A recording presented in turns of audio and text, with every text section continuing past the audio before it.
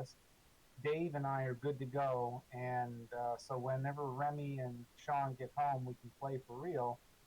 But until then, we can just wing it. I'm answering questions about the previous night in the catacombs. So if you have any, lay them on me. All right.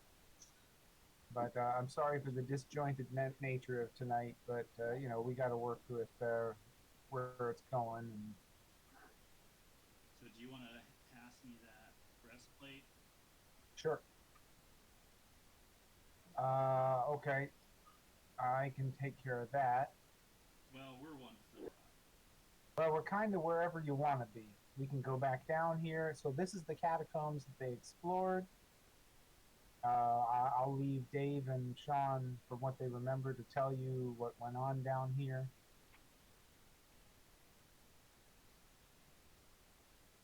Lots of visions, fought an undead guy. I had the first time something actually took a swing at my character, and I'm very glad it missed.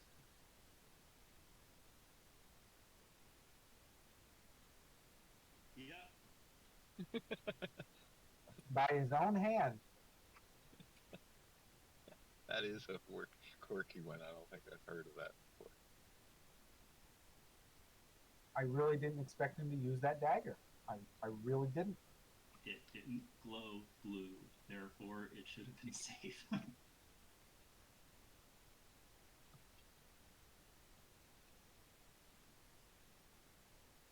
You're right. You're right below where the blood slaughter happened. So I guess you want me to go back and give you a quick recap, Matthew? Okay, so you guys came home from your campaign. You found the council chambers upstairs, a horrible mess of slaughter. You here. Let me do this. I'm going to click over here. Remy's going to want to hear this again too, so I know. Okay, so let's just chill and do other things. I don't want to get too ahead of her, but yeah, you guys need the recap anyway because I think you missed the details. Let me get Matthew up here so he can. If you don't mind recapping several times, because I feel like I already forget part of it once I. Not a problem. Just a second, Matthew. I'm activating you on this map. There you go. So now you're on that map too. But yeah, so. Oh, sorry. What was that? No, I was just saying D&D is not quite like reading a book where you can put it down and then, like, as soon as you pick it up, you're like, oh, okay, I know where I was when I left off. Yeah, that's part of why taking good notes while you're going along is helpful. You can probably remove Matthew's exhaustion since we took a long rest since that fight. Good point. And Matthew could probably just take a long rest with his character. Yeah, you missed one, Matthew, so you go ahead and take a long rest. Slots and health. Oh yeah, speaking of armor, I was reading up on it, and apparently there's something in Xanthar's that says that if you sleep in medium or heavy armor, you don't get all of your hit points back, and it doesn't replenish. It doesn't decrement exhaustion. That one's interesting because you can use it situationally if something attacks you in the middle of the night and say you're not wearing your armor, but mostly I think it's annoying. I've never tried to play that. Yeah, I've heard of campaigns having, like, they only do it like the DM's like, okay, are you guys wearing your armor to sleep? And everyone's like, what? Yeah. Okay, something's gonna happen. Well, there's a level of realism that's more work than it's worth it for me. I'd rather just come at you with some bad odds and make you nervous during a fight than say, "Oh, I'm sorry, you didn't have enough options." You know, because I think there's more than just. I think you get a point of exhaustion if you don't sleep right. Yes, you do. So it is a bit. It does make it certainly more challenging having to try to plan for that. But you can also do that with rations. If you don't have enough rations, I won't let you rest. Just need a rope trick. You can sit up in there. You only have an hour. Oh, rope trick's only an hour. Oh, we need. Yep. Yeah. I almost misremembered that too. Yes.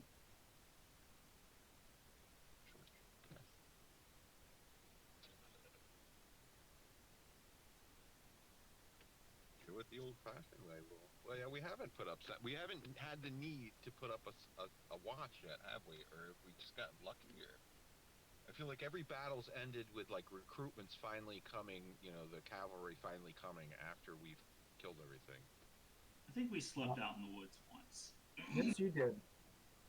And you've done rather well by the luck on that as well. But the next chapter, we'll see. You got to keep. This is a little insider information about this quest. This is not as big or as robust as Curse of Strahd. It doesn't have as much. Where do you want to go next? There are rails here, and yeah.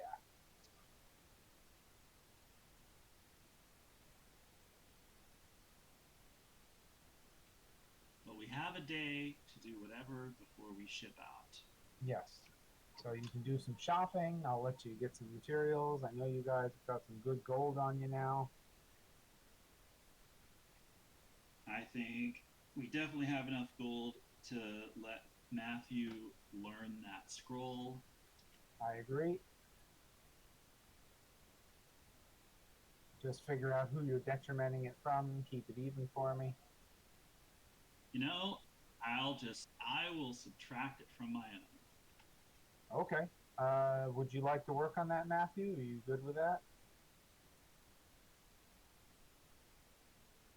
Yeah. All right, I just subtracted 50 gold.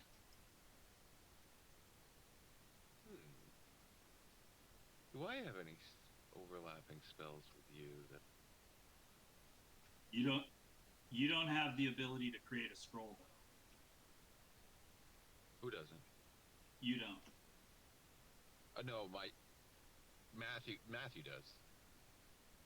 Right? No, Or- Matthew can read a scroll and convert it into a spell book, but Talevi specifically has the ability to take one of her innate spells and turn it into a scroll. No, Matthew could. He has proficiency in Arcana. Oh, he does. Okay, well that's good. Yep. So I'm looking at overlapping spells. I'm wondering, do you guys got anything that I could benefit from that's on my spell list that I could use a scroll? I doubt it, probably. Huh?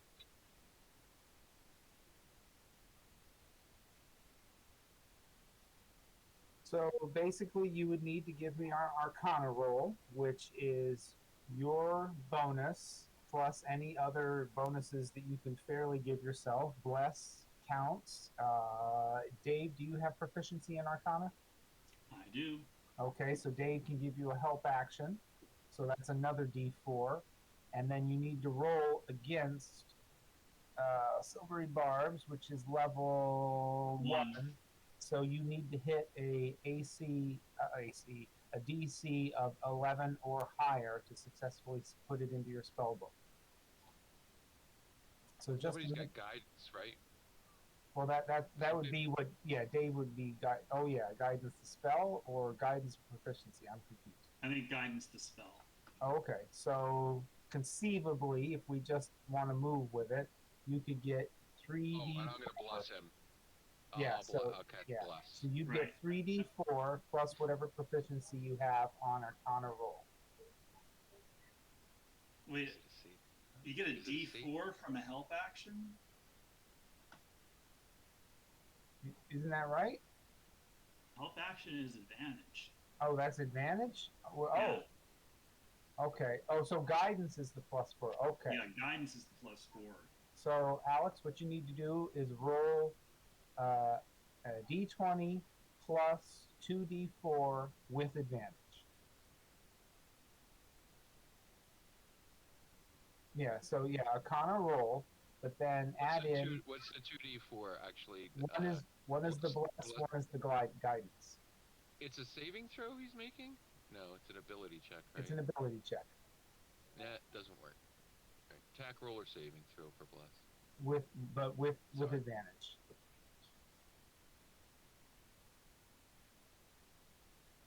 So it's almost impossible to fail.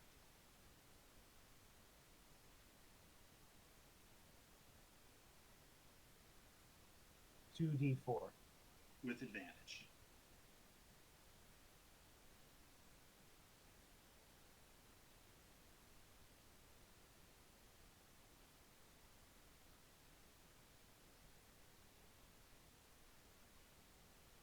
Well, I mean, you're going to hit the advantage button, which means you're rolling 2d20s.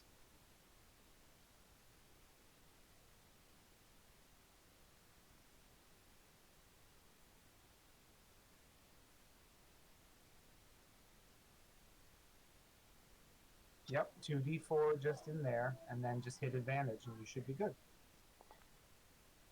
Perfect. That is your roll. You rolled a natural 20. You got it. You have silvery barbs, and I believe Talivi has already deprimented herself the mummy.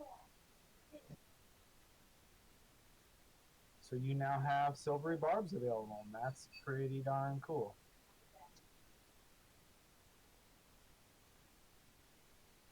That honestly, that's a pretty hard spell to beat for utility and you because you can throw it. It works so many places. That spell And is you just have so many. that spell is broken and shouldn't exist, but I'm going to abuse it because I can. Well, the big disadvantage though, you cast that, you're not doing something offensive, and people's rolls can still suck. So it's not. Right. I wouldn't say it's broken. No, yeah. But you have so many first level spell slots. If they made it like a second level or something, it might. Right. Now, that's a Right. good point. You could do it 10 times a day or something, once you guys. Correct.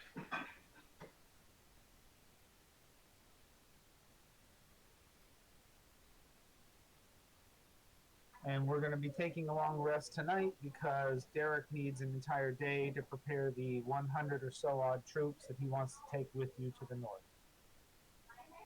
I think we should spend the day dealing with Lord Baltus.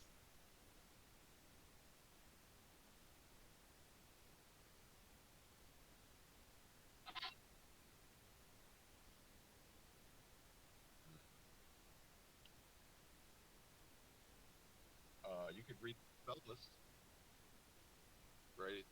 It,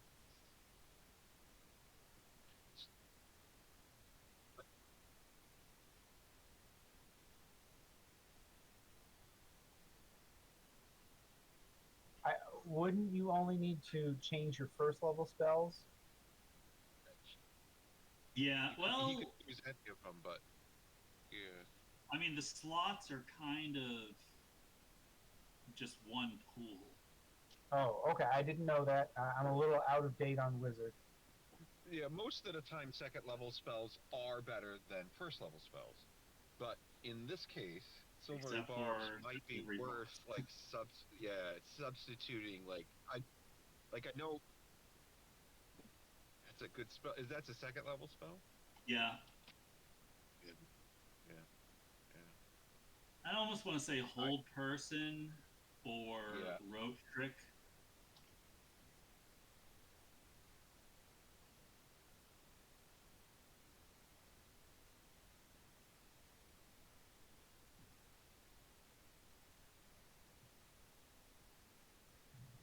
Yeah. Fair point. I'm looking forward to you being creative with Glyph of Warding.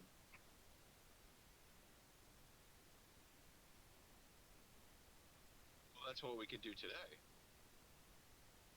right? I don't know what components does it need. Well, remember that he needs 200 gold worth of diamond. The diamonds are pretty easy. It's just a desire to spend the money. And the shitty part always is it consumes them, and I am going to be picky on that because Glyph of Warding is powerful. Yeah, read it to me. I'll throw. I mean, if you're gonna use it to save my life or something, I'll throw through it. At it.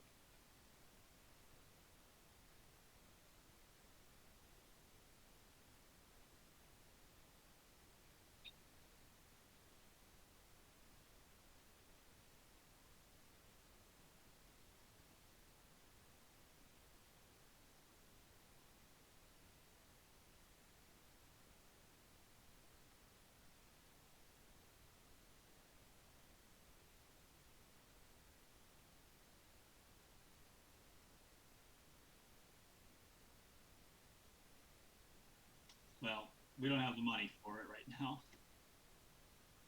Because we don't have the money I don't for know. it right now. Do I have 200 gold? I don't think I do.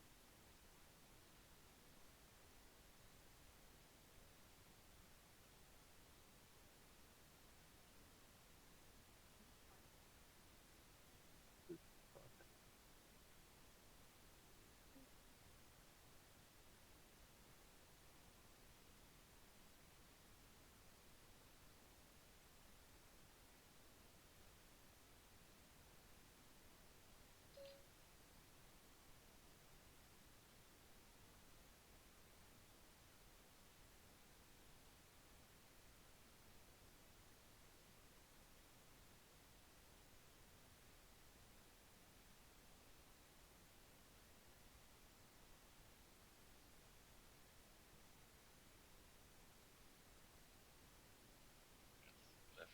Okay. Now.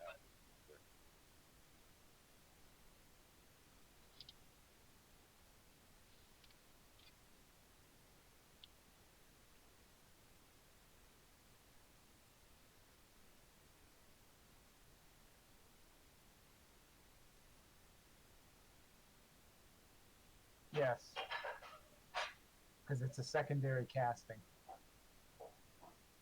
But, and here's the really cool bit I want you guys to make sure you understand.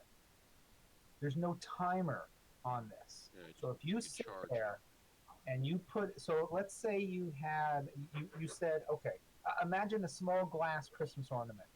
You're going to cast it on that. And you're going to say, the spell will fire off whenever the glass thing breaks. And you've got a bag full of these. And you sit there for a week, every day, 8 hours, memorize your spells, cast it. At the end of the week, you've got what am I trying to do? 10 of them, 2 a day, right? 2 long rests. So then you could stand there with 10 glass baubles that every time you throw it, it does chain lightning or fireball, something really nasty.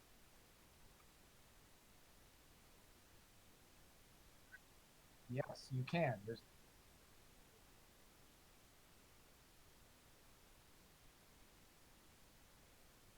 okay. Well, you could do it on a book, and when you fling it, it opens. But yeah, you could do it on you could do it on a miniature wooden treasure chest that's made out of really thin wood, and it'll obviously break when it hits the ground. I'm not going to ding you on that one. Or a potion vial that has a cork in it. It's meant to be opened, and just because it cracked doesn't mean it didn't open the right way, so it's still open. And they don't have to open to go off. You could put it on a book that's bound shut. You just put it on the surface of the book, and you make the rule that this gets within 5 feet of a monster, and then it goes off, and you could throw it. Yeah. So that's what many a wizard has done. And I want to point out one line in the Glyph of Warding that was added only for 5th edition. And it's the line that says, if the surface or object is moved more than 10 feet from where you cast the glyph, the spell is broken. That didn't used to be there. People used to abuse the ever-loving bejesus out of this spell. Yeah, because then you get a bag. Yeah, so no more. We can't. You're saying unless you want to stay in that 10. I'm not going to break 5th edition rules but yeah, I'm going to try and stick with that one. But with proper preparation, you could litter the floor with these things all over the place with a month's worth of preparation and a lot of money. That when the bad guy finally arrives in the arena you prepared, you can tear him the hell up. And it's expensive and hard, but you can do it. This is a very good spell to abuse. Just very expensive. Yeah, right on, Dave. And not something we can use until we have a fight that we know we're setting up, like where because we choose where the battle's going to happen. Because the 10-foot rule, yeah. We haven't run into a place where we choose where the battle happens. Especially, see, The limitation I would always give somebody is since you have a safe home base to prepare, you'd have the ability to make lots of these. But if you had no safe home base, maybe I'd let you move. You know what I mean? Like it depends on how limited and screwed you are. But yeah, that's a good one to play with, Matthew. You'll enjoy it. But 200 gold's a lot of gold. What is your total pool of money right now? You've got like 50. You've got like 100 gold on Matthew.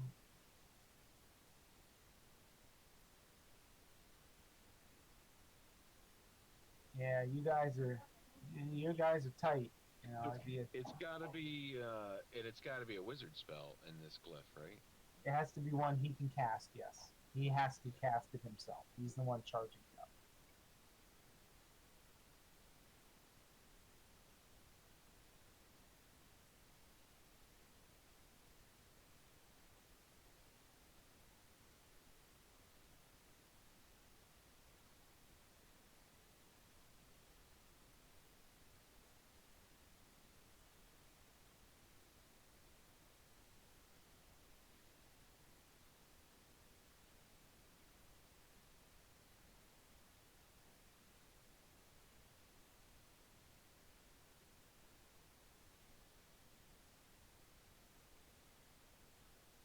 The conversion is that there's 10 silver pieces in every gold piece, and 10 copper pieces in every silver piece. I think.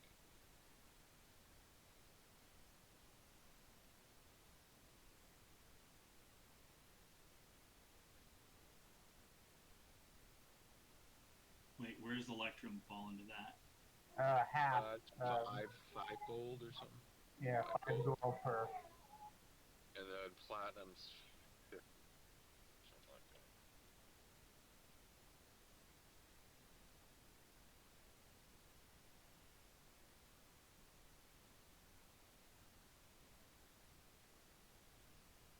Nice.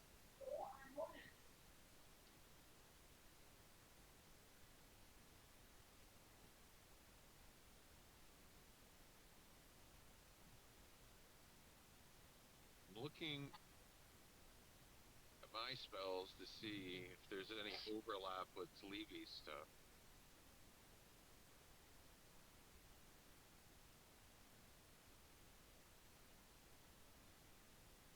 Oh God, that's a good spell.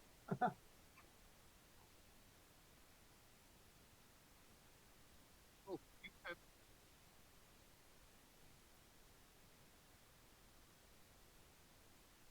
to Levy.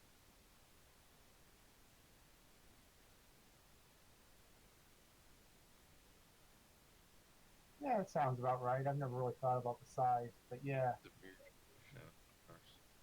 But yeah, 2d6 each one, pretty good.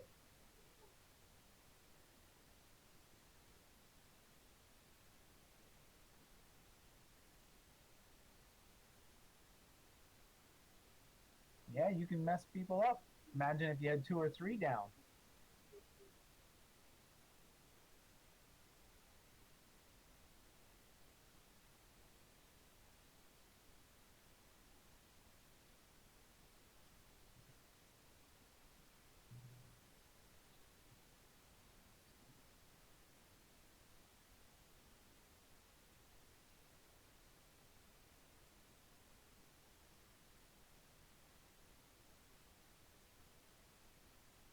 You could even command all of the other ones to explode when the first one detonates. You can be very specific in your instructions. Oh, you want them delayed so that the rescuers, when they get there to try to help, then they go off. Yep, you can do that too. Or what we did in our campaign years ago is we covered the valley in them, and the one furthest away from the troops was the triggering point. None of the other ones went off until they were all in the valley, and then they backfilled in and got everybody. It was magnificent. Yeah, that was what I was just thinking. The reverse, like domino, like you Yeah. could get everyone into an area and then have the last one set off the right. Yep. All of the other ones were specifically conditional that they would not detonate until the first one did, and then the troops had to make it all the way to the other side of the valley before the last one went off, and then all the rest went off. It was great. We must have had like 20 of them down. It was great. How many days and how much? 20. It was two wizards, and we took 1,000 however much gold. time it took. I don't remember the time frame, but yeah, that was under 3.5 when you were allowed to move. Talevi, are you available? For All right. How many days of rest? How many days do you need for a first level scroll? first level scrolls, 1 evening. You have hex and shield, right? I have shield. I do not have hex. That would be nice to be able to not waste a spell slot on shield when I needed it. How much would I have to pay you to have you make a scroll of shield? I have a link to that, I'm sure.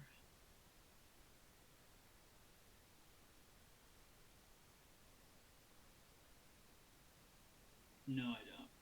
Wait, yes, I do. A level 1 spell is 1 evening, 25 gold. Pretty I'd good give deal. you, I'd give you 30 gold to do it.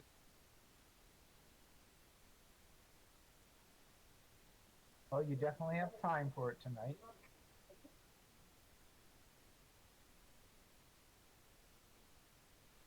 I guess he just wants to leave me hanging. I don't know. I was clicking around tabs. But sure.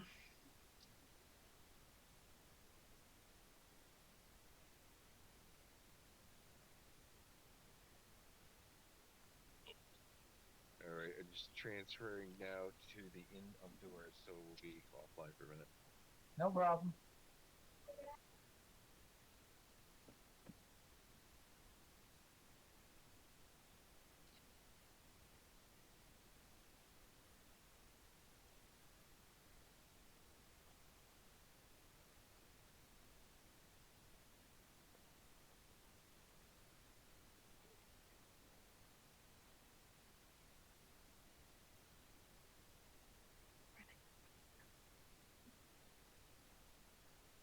Can you give me to like?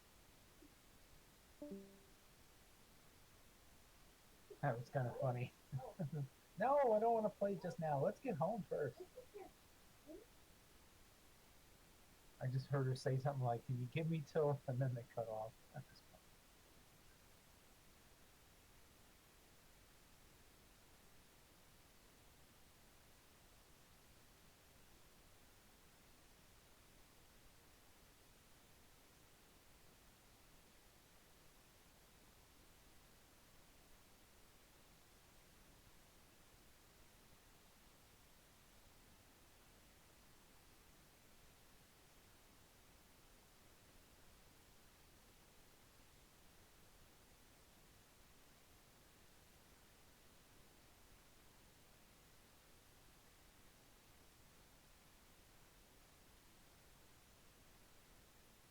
But yeah, I think we should spend the day doing something about Lord Balthus.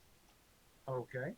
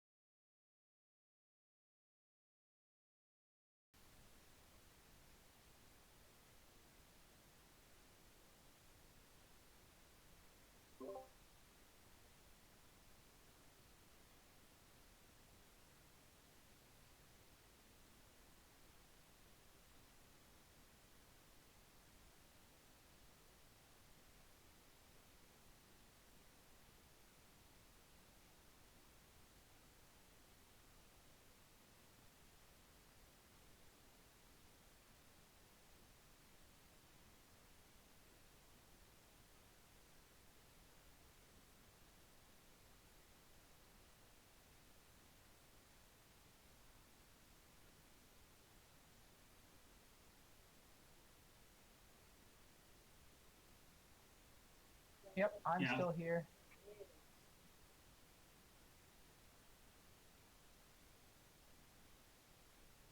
Sorry about that. Yeah, this is a disjointed night.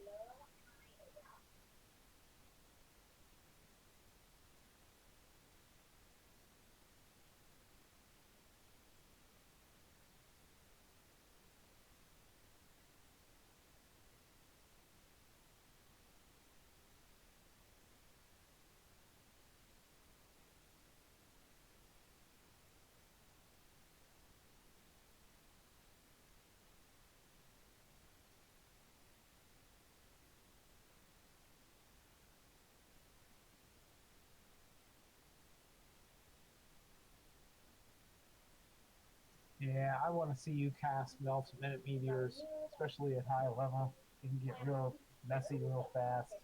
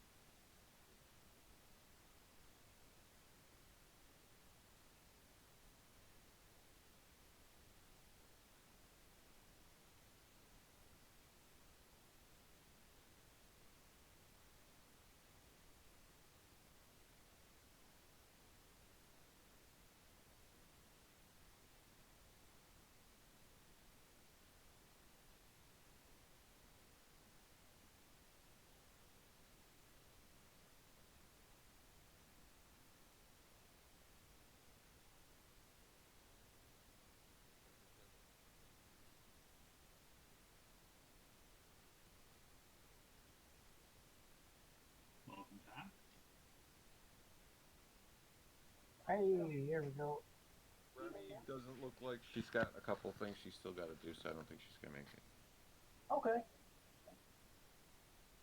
that's all right. I mean, it sounds like you guys want to do some planning and some more spell casting. Are you wanting to work on that shield one, Dave? Just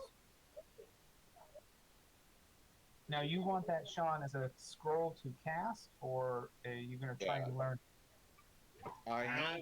don't think you can. I don't think a paladin can learn spells from a scroll. Okay, I didn't think so, but I Well, wanted to check. we can't learn them, but I can cast them. Yes, but you will have to roll for your proficiency, but you should do rather well. What do you mean? Don't you have to roll to cast a wizard spell? I have shield. I know this spell. I have, it's a warlock spell, but as long as your class knows the spell, you can use a scroll. Is my understanding. Okay, all right. That's why I wanted to know, because if Talivi knew Hex, then she could give me a Hex scroll, and then I wouldn't have to waste a spell slot on Hex. Okay, I was wrong. It's only if it's at a higher ability level than you normally cast. You're 100% correct. You can just cast it, no problem. Yeah, so I was thinking shields. Oh, that's right. Because you guys were casting Greater Restoration, and it was higher than your cleric's level. Yeah, we couldn't. Yeah, we couldn't. That's right. We had to roll for that. But I wonder if there's other overlap of spells that we have.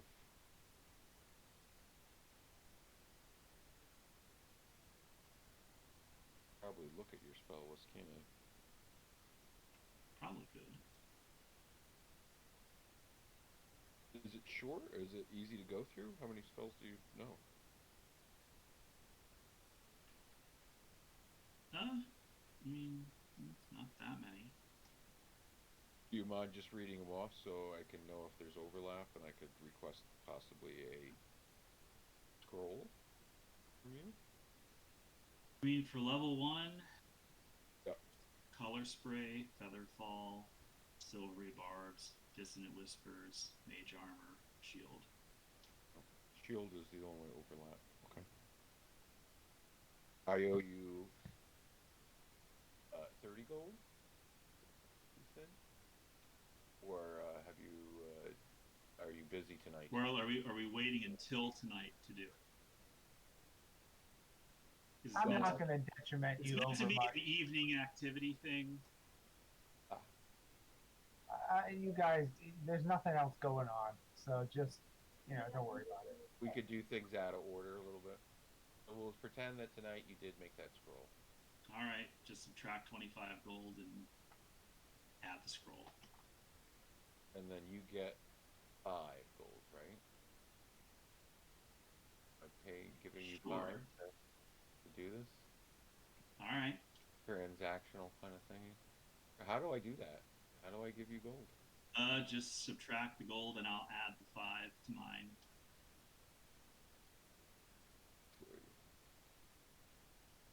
And it's only 25 for a first level spell. All right. Nice. Yeah. But then the price goes up very hard at level 2. 100 at level 2? 250 at level 2. Oh. And then 500 at level 3. And then it gets crazy. Then, how many evenings do we have? Only one for a level 1. Only have one evening because I could use a couple of these. I guess maybe the next time we sleep, I'll ask you again. All right, you've got a scroll in your inventory of shield. Be right back. You'll have to keep track of deleting it when you consume. Excellent.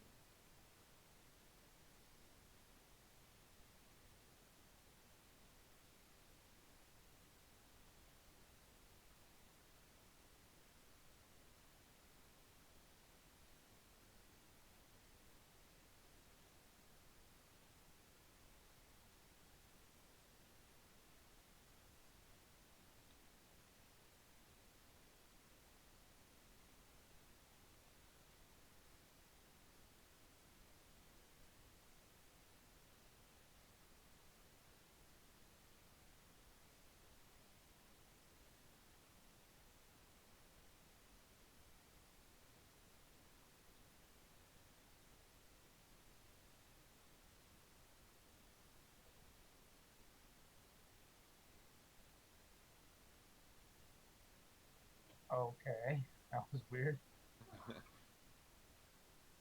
That's okay, I was just very confused.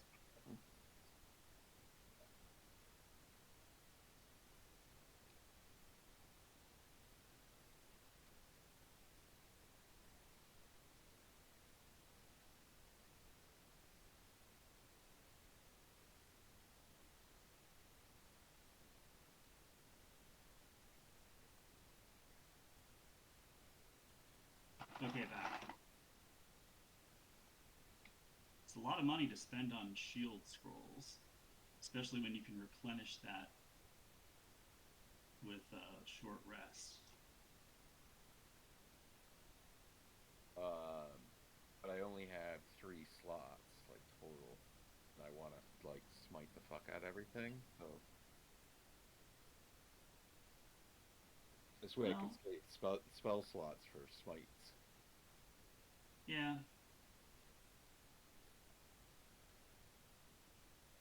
Well, you have 4 slots total. Yeah, I do. I have 4, and one I get back on a short rest. But I go bless. Usually I hit bless first, so there goes 1 slot, and then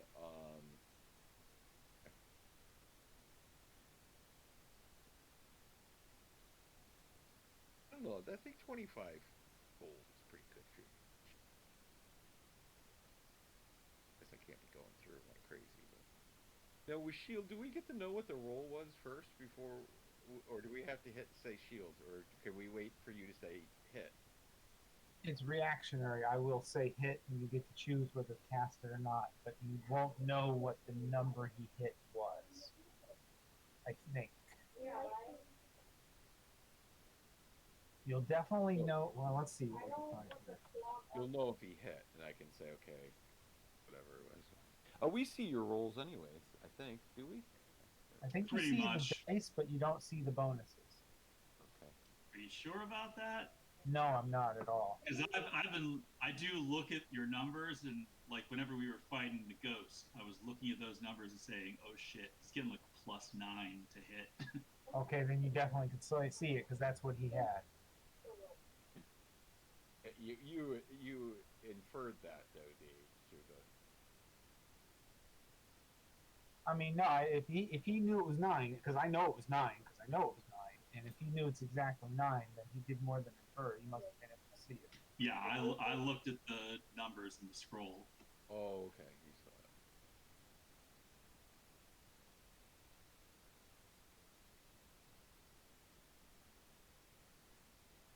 Yeah, 25 points. That's still, I'm front lining all the time. Yeah, it's probably.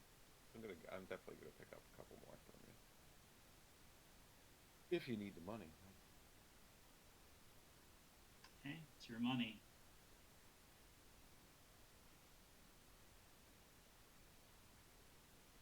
Can I use my reaction to cast shield? No, he's self. Never mind.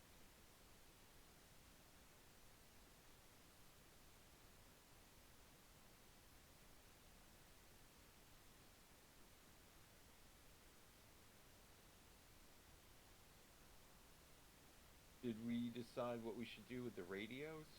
We have that So very loud. Derek Highwater did suggest that since his troops were going to be moving at a much slower pace when you guys made it to the northern waste, that he should carry one and you should carry the other. Okay. And he'll have a group of soldiers with him. Yes, he will be bringing 100 troops. He advised you last time that they will move very slowly and very deliberately, and he does not want to raise the attention of the Red Dragon Army, so they plan to move very carefully, uh, basically moving at 1/4 normal speed for overworld travel. And if you wanted to travel with them, the trip would take forever, but you're meant to be the scouting party to find interesting locations for them to come to. Looking at the continent map, where like north is an ocean.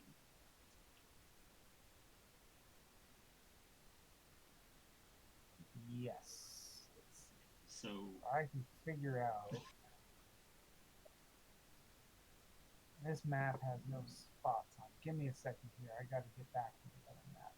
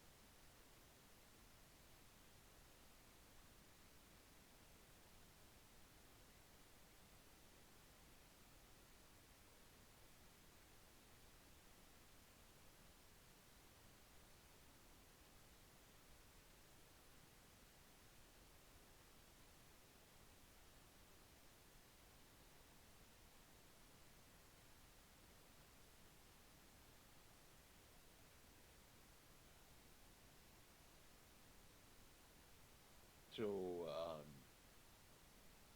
the Talibi. I know it's unusual that it might have a gift like that spell that we share, but I what want you spell to do we know. share? I want you to know that our gifts have sometimes been corrupted from our patron. Something is happening, and Well, you see the results. I'd like to hear more about your patron. Okay, took me a bit to remember here, but here we go. To those who are looking at the map, that is where Volger was and all of your people. You traveled south along the waterway until you made it to relatively about here. That's where the big capital city and undamaged area is with the city you're in. And then this entire thing here to the north is called the Northern Wastes, and that's where you've been directed. Okay. I guess I was Oh, supposed I to went be. the wrong way. Calaman's right here. This is where you're at right now. Went the wrong way up the road.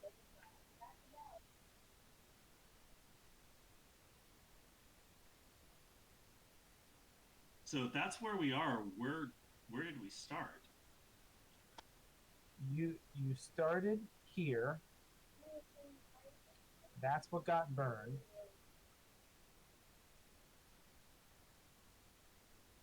We're Oh, in the way over on the I'm on the continent. continent tab.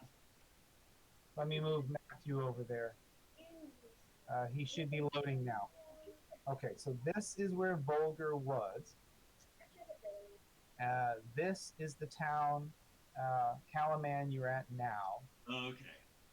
And then you were directed to go here to the wastes to do whatever, which I will spell out more. So is Remy not playing tonight? She's got schoolwork.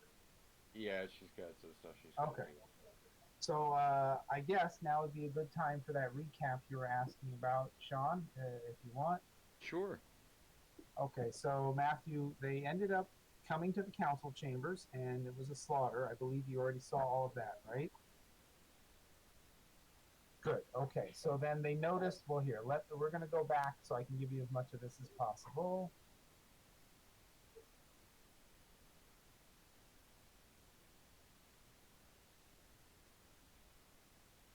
Correct.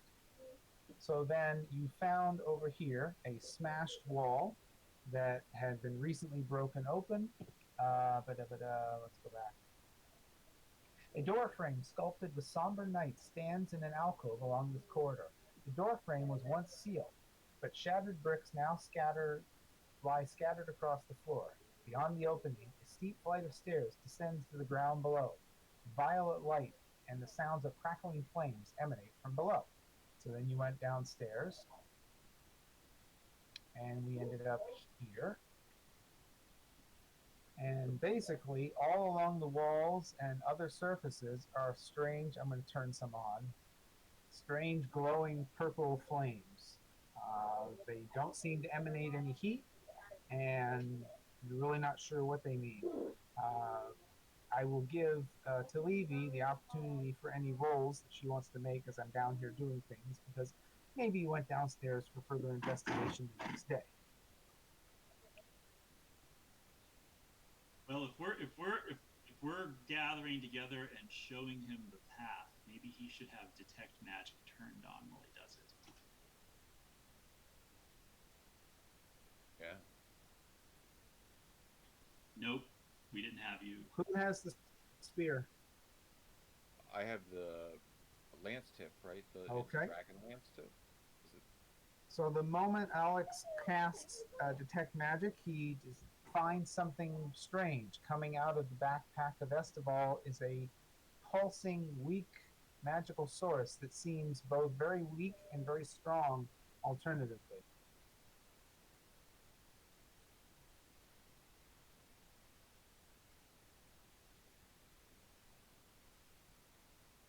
Okay. Esteval.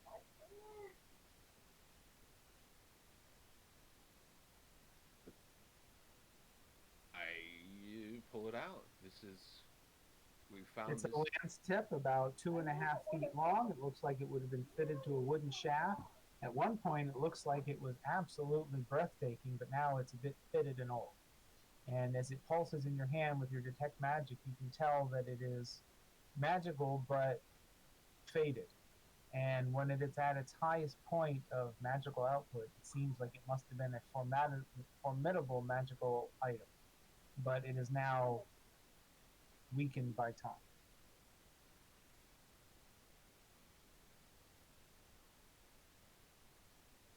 We gotta find a magic gas station. So as you traveled further through this underground area, Matthew, basically the flames every once in a while would coalesce together and form a vision. There's actually a photograph of that in the chat log of Discord. If you want to scroll up 3 images, it's the man next to a horse and a woman who is fallen down. That's the first vision.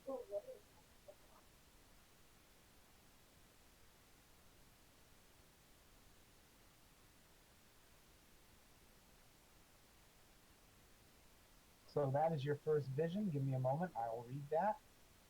A knight of Salamnia saves a group of elven travelers from orc raiders. An elf woman falls into the knight's arms. Behind them, the silhouette of a human woman turns and fades away. And you see a progression of these visions as you pass around this area. The next one is the knight from the previous vision is cast out from a group of other knights. The scene fades into a wedding between the knight and the elf woman from the previous vision. The next one is the knight receives a vision from a beam of divine light. As his wife pleads with him, he dons his armor and mounts a steed and heads off. The knight encounters the attendants of the elf woman from the first vision. They taunt him and point back the way he came. The knight slays them and turns home in rage. The knight slays his wife as the world around him crumbles and burns. The knight burns as well. If he does not fall, his armor fuses with his body, his eyes blaze with flames, and he becomes a terrifying, deathless figure.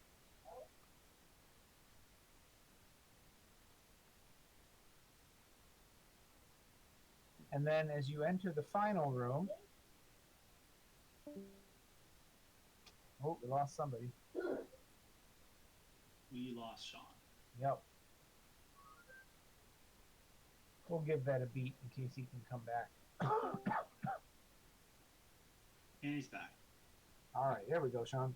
And as you enter the final room, you can see coming out of this broken area to the north, which anybody can discern was very recently done by someone incredibly powerful, that same knight that you just saw in the final vision, which you also recognize from Matthew watching him, or somebody watching him flee this area, is that same knight. But since his footprints line up with the recent dust on the ground, you believe this vision to be much more recent.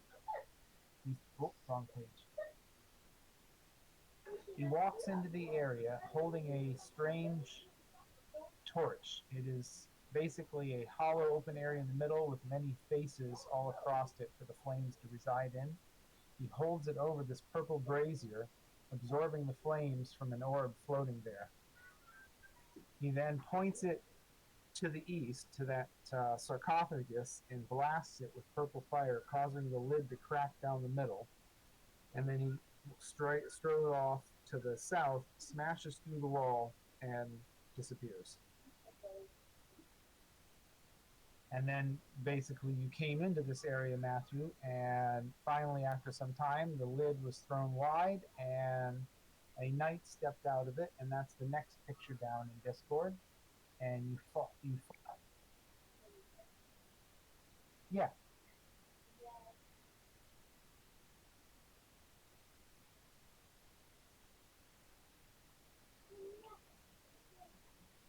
No, that's just where it is. This is I keep dragging you along by moving the map. This is the area you're at now. The people just didn't move. Oh, that's why. Because you haven't seen it before.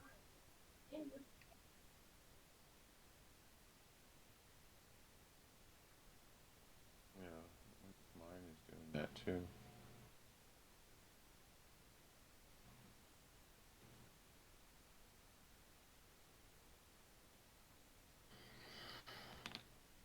Sorry about that, Matthew. I didn't think about that. So there's basically a beautifully carved stone dragon here encircling the tomb, and that's where the final boss came out of. And as you fought him, he rambled and mumbled about needing to serve his master, to defeat all those who would oppose Lord Sloth. and he must go to his master to the north. He must help his master use the fire, and then you defeated him. And the moment you defeated him, all the flames went out.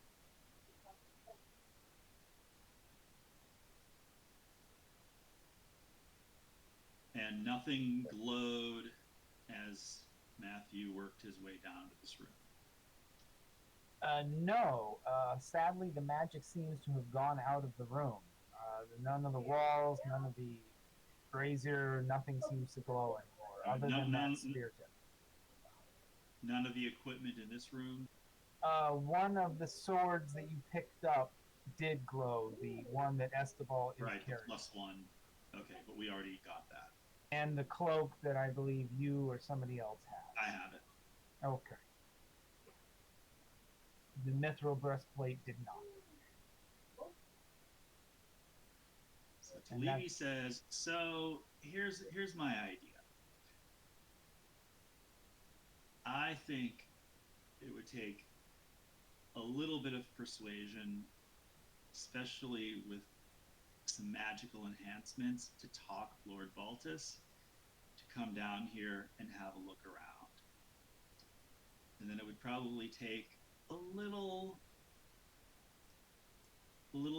persuasion to get him to maybe stand right here and enjoy the view of the cliffside.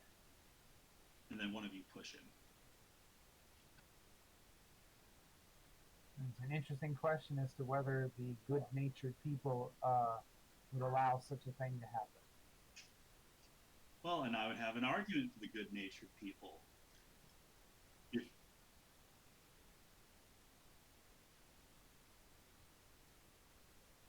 I am lawful good.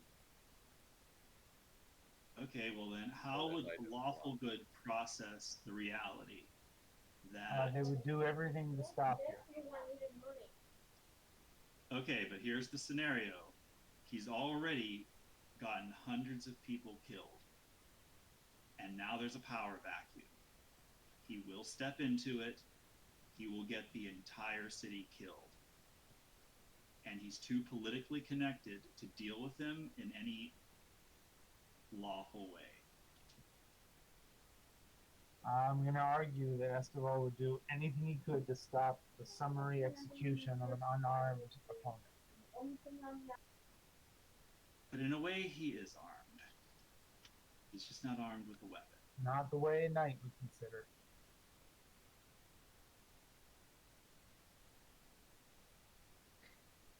Let us win on our own merits. Let us show them the evils that we have. Let us convince them. Okay. You can go talk to him first and see if you can change his black heart. Perhaps he did battle with the others. Perhaps he would join us. Harvey. I'm sure he would put up a hell of a fight. I could make him follow us for about an hour.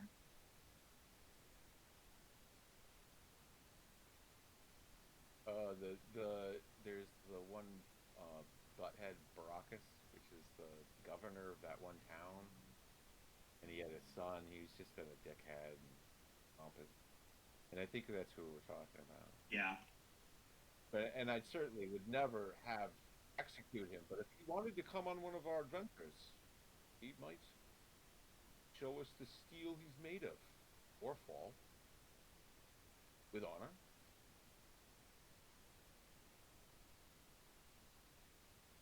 Yes.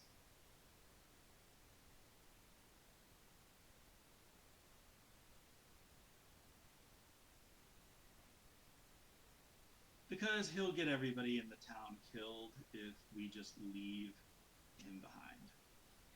So his most recent, I'm not sure if you were here for it, Barcus was allowed to lead a party of like 100 to do something and defeat whatever, and only 4 of them came back because he was so inept at being able to command men in battle that they all died. Was that my recollection correct? Yep, Yes. pretty much. So I do fear for those that are under him.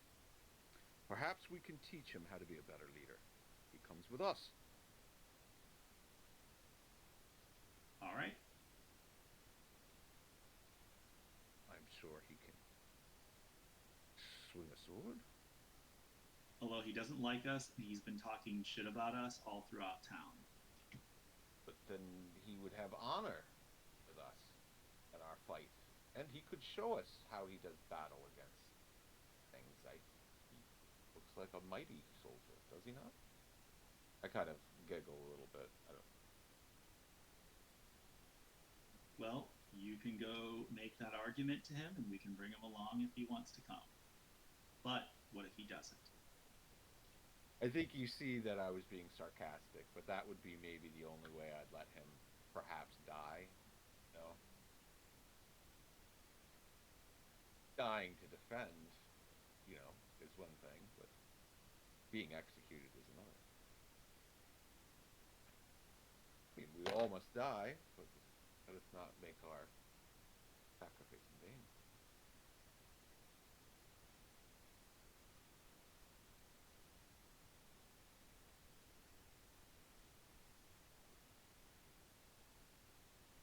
You guys talk too much. Let's get back.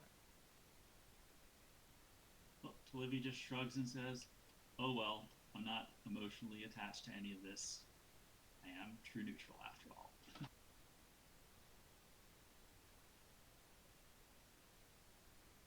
We cannot stay neutral. We all must pick a side in the end.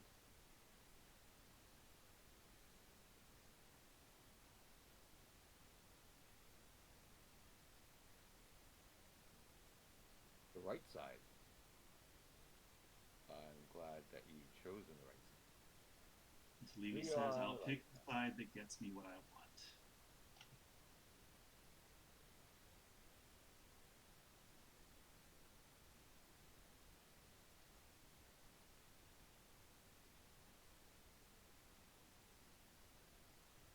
So are we going upstairs?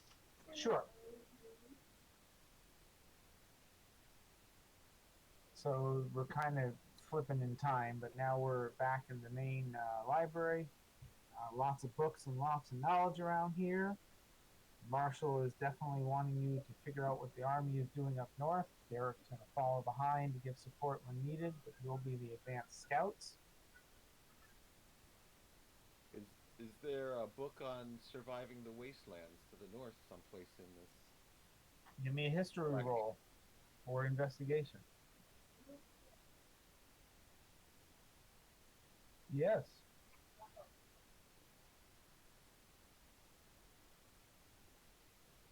Maybe I'll help you. No, maybe I won't do any of those things. What will I do? Investigation, you said? History. Just give me a history check. Yeah, we have the better history and investigation numbers. Maybe somebody would help me. I don't have. A person with a larger number can't help someone with a smaller number. It has to go the other way.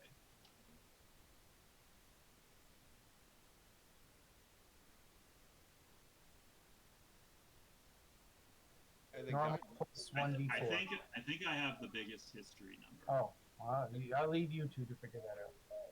Guidance yourselves. Although everything I roll will be a disadvantage because I'm still exhausted.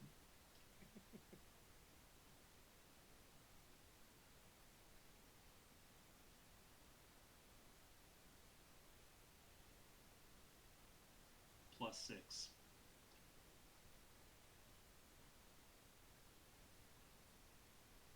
But right, so if you gave me a help action, I could just do a normal roll. You just say it. You give yourself. Is that with the d4 added in? No. All right. Am I getting guidance? Who had guidance? Don't you have guidance? I don't know. Someone was asking me about a D4. Oh, I I thought that was the help action. Does No, one the have help action is advantage, Oh, but it was Oh. I'm witch at disadvantage to start with. Oh, that's why. Okay. Okay. So we're going with the 12 then? Well, I could force that to be a 16 by spending one of my Adept of the Red Robes points. So I'll do that. Okay. All right. So that die was a 10. It's 16. Okay, 16. That's 1, 2, 3. Okay, so you get these 3. So you spend some time in the library looking around, and you find a very nice general map of the Northern Wastes, and a footnote leading you to another book. This leads you to understand that back in the days pre-Cataclysm, the Northern Wastes were actually a sprawling city that had a large research complex in it. Many mages and spellcasters came around to both to learn and do research. You know this because also every once in a while people find interesting magical artifacts up there. In fact, there are still a few survivors who attempt to seek them even today. Now we go to this other one.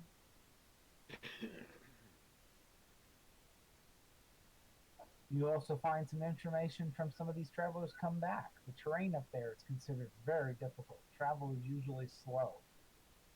Um, there are broken canyons and sheer plateaus. Some of the lower areas are prone to flooding when the tides come in and out.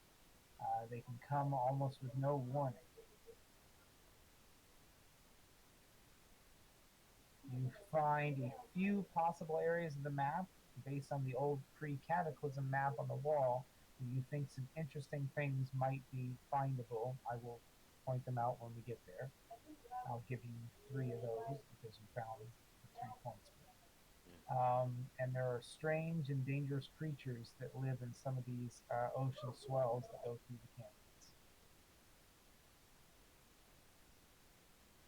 And another note from a survivor that here's the quote.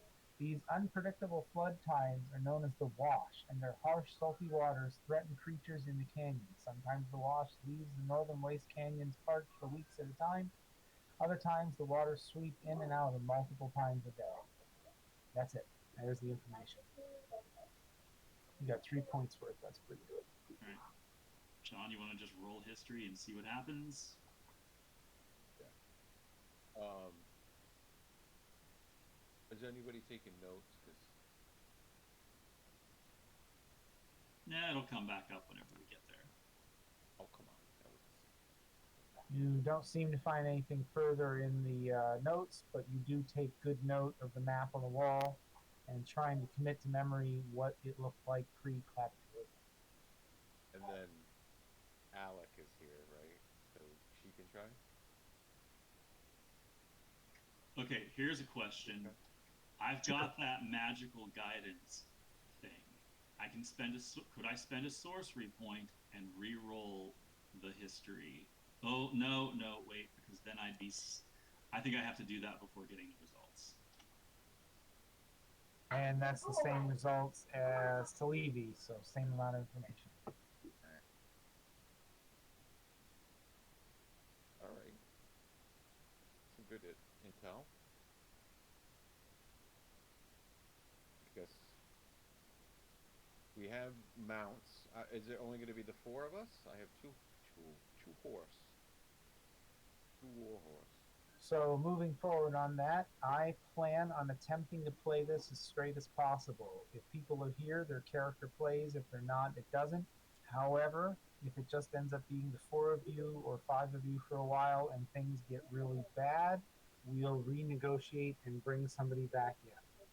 But I will probably not then have them be like a power helper. They're just going to be a side assist, if that makes sense.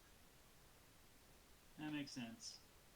Because I want you guys to have some threat and play this as close to real as we can. Because this map is designed for 3 to 5 players, or 4 to 5, so you'll be fine. Hey, Logan's got a proficiency in history. Can we have his character roll? Nope, he's not here. Sorry. All right. I did let Ellie go though because she was supposed to be here. How about the marshal? God, she's right there. want to encourage this. Derek thinks it does though, and he'll try rolling for you. He'll see what he can come up with. Where's Alright. his history check? I guess the librarian was killed. No one can show us.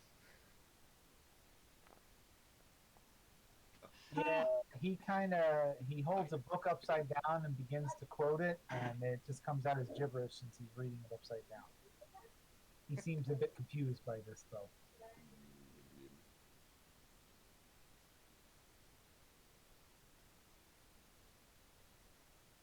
So Levy asks the marshal, is there somebody who normally manages all of this stuff, like a local historian? Yes, the leader of the cartographers, but well, once we pulled the quills out of his body, he really wasn't much else for this world. Is there a historian in town? Possibly, but we have the most amount of books here. Maybe if you look around, I don't know. Some of the barkeeps seem to be pretty historically knowledgeable. At that, the door bursts open, and in comes Miss Rookdust herself. She seems to have her nose pressed in a book, and she goes, "Oh, don't have time. Here, this'll help. Use this." And she throws on the table a bag that clanks and rattles as she throws it down. And then she hands to Alex, who's closest to the door, a gizmo that kind of looks like a compass, except it's got a lot of extra wiring and bits coming out of it. She goes, it's all written on the back, written on the back. Too much to do, too much to do, too much to do. And she closes the door, and you hear her feet scuttle off.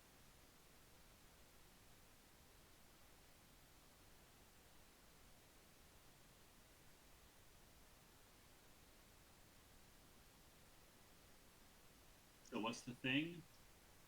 Well, she gave to Alex something that kind of looks like a compass. It definitely has a pointing needle on it, but it has a whole bunch of wires and other such protuberances coming out of it, and a few knobs and dials. Sure, you betcha.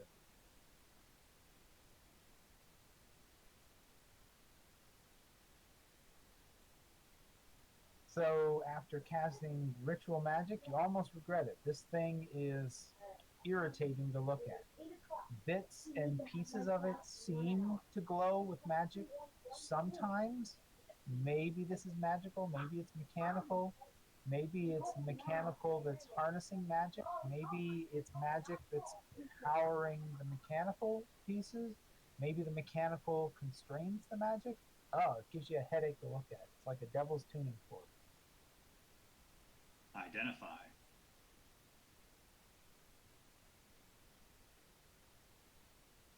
All right, another 10 minutes pass. You cast Ritual Identify. After holding it for a while, you start to get a headache. This is not working. But thankfully, after you spend some time with it, you turn it upside down and you notice written on the back is instructions.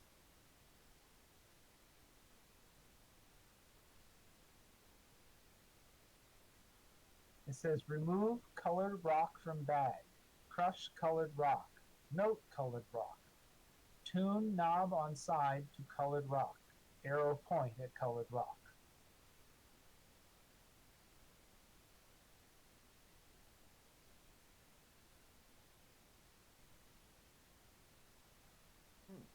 It looks like we get a couple uses out of it. How many colored rocks are on it? So the cloth sack has, let's see, how many, this is variable, wait a minute.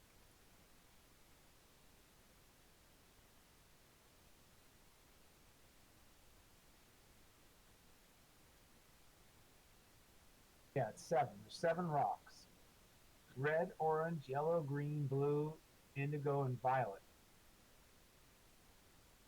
And then the compass in your hand has a dial on the side that can be switched between any of those colors.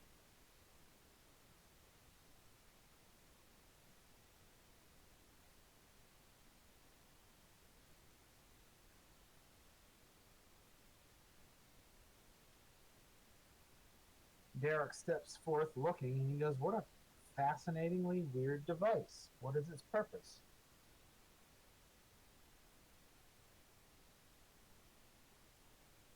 Can he do an Arcana check or like some type of like investigating the Yes, thing? definitely could.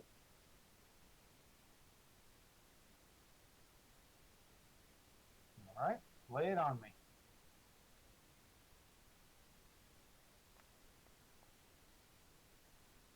16 sufficient.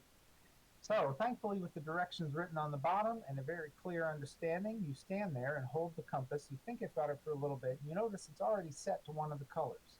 So you move around, watching the arrow point nowhere in particular. It doesn't seem to be interested in pointing at anything. You read the directions again, and it says to crush the rock. You give it some thought, and you think, this is so we can mark a path, I think. We put down one of the colored rocks, we crush it, and then this compass will point at that crushed location. So that if we gave the compass to Derek and we wanted to tell him over the far gabber, go to location orange, he could do that. But you're willing to bet you can only do it once. You can only crush the rock once and have the powder fall where it falls, and you can't move it again. Like a waypoint finder or a waypoint center, huh? Yeah, Yeah. it's kind of what it sounds like. Yeah, Alex is pretty sure. All right. Well, at least we won't be lost with this breadcrumb finder. Derek wonders, so would you leave the compass with me and then tell me what's going on through the far gabber and what locations you want me to secure as you scout ahead and mark them?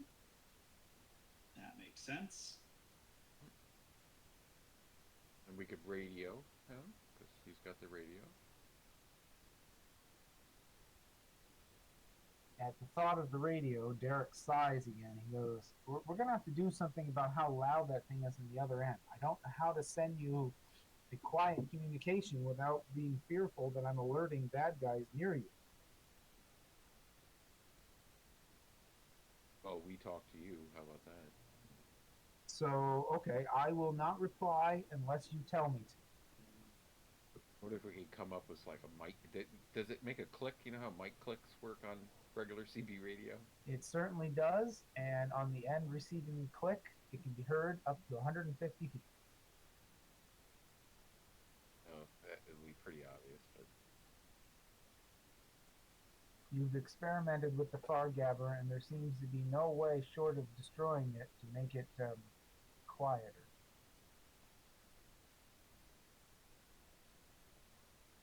we could just say one-way communique, and then he would know. You can talk only when Yep, speak only when spoken to, kind of thing. yep, he understands. He will only reply if you specifically request information from him.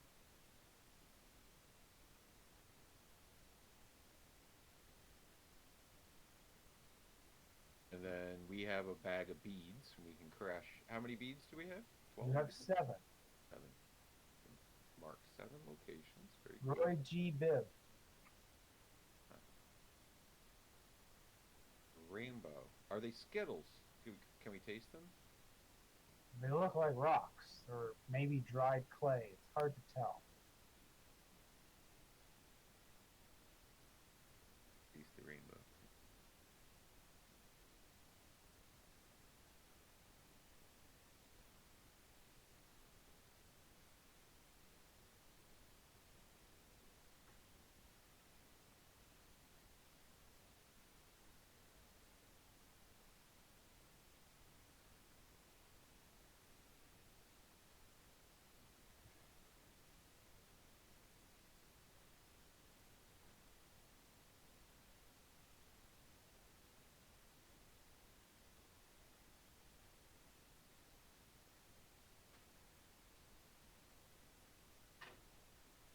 Do we want to talk to the apothecary lady and see if she knows anything? Huh? Yeah. Or at least get some. Wait, did she have healing potions? Did we get a healing? She did indeed.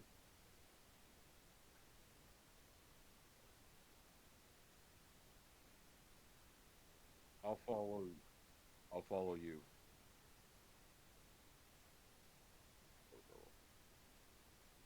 All right, so we're going to the apothecary.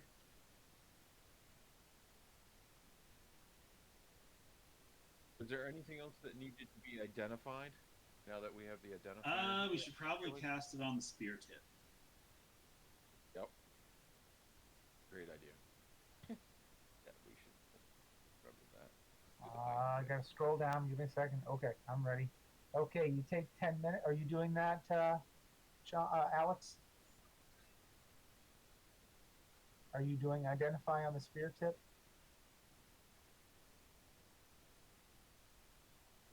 pretty please. Thank you. Okay. You spend some time with this, and you take a little longer than usual, actually. This was a very difficult one.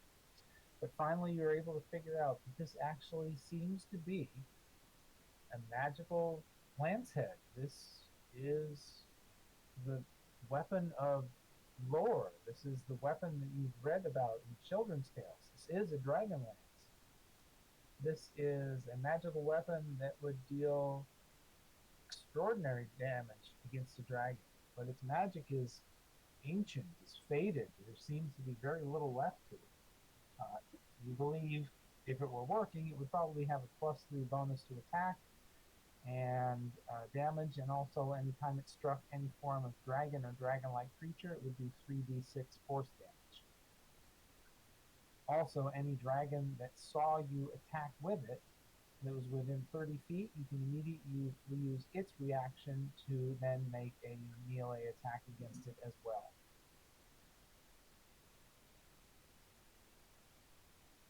But then it fades in front of you and has very little magic left in it. You do not know how to revive it. You also feel likely you would be able to affix this either to a lance or a pike.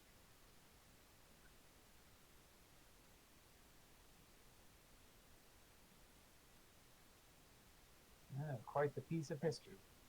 Is there any lances or pikes in the armory that we could swap out the tip on? Easily. But you do know, in fact, that this would not function. This magical item has no life left in it, at least at the moment. It's barely enough to be detected for what it once was. Okay.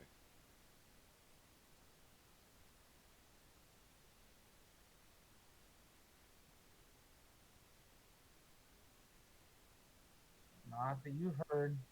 Restoring a magical item is a difficult at best prospect.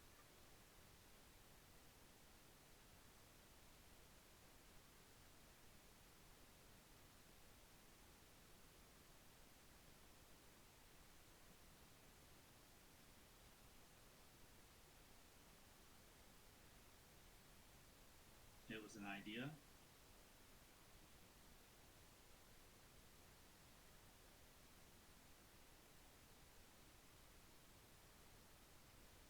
So we going? We're there. I thought we were already there. Oh. Yeah, we can say we're there and just play it easily. So she's doing what she normally does. She scoffs at you all. She seems very uninterested in anything. And finally asks, as you all loiter there, if you're buying something or just browsing. She has common healing potions for 50 gold, greater healing potions for 100 gold, and superior healing potions for 500 gold, although she only has one of those. She also has a few other gems and potion components and casting components should you need them. And she looks around carefully down the end of the counter, saying, "Is that small one around with the sticky fingers? I'm watching you all." I ask if she knows anything about the wastelands to the north. She locks eyes with you on that. She goes, "Ah, are you one of those seeking a few magical baubles? I've been there myself, the most difficult area. I recommend staying the least amount of time possible. I also recommend finding ways to move quicker than average. It is not a good place to be caught unaware, especially when the floodwaters come in." I'd like to ask her what kinds of monsters are normally in that area. The most terrible kind, the ones that live under sand and under surf and under rock, the kind with spines and teeth and spikes and venom.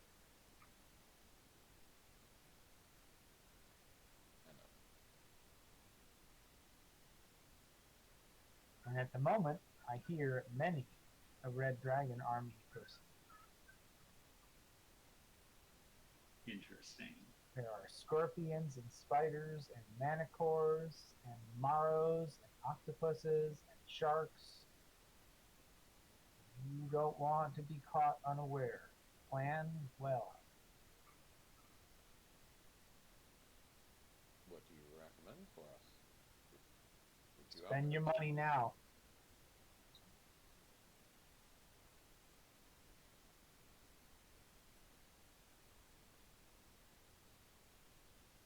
And then she goes back to grinding herbs in a mortar and pestle.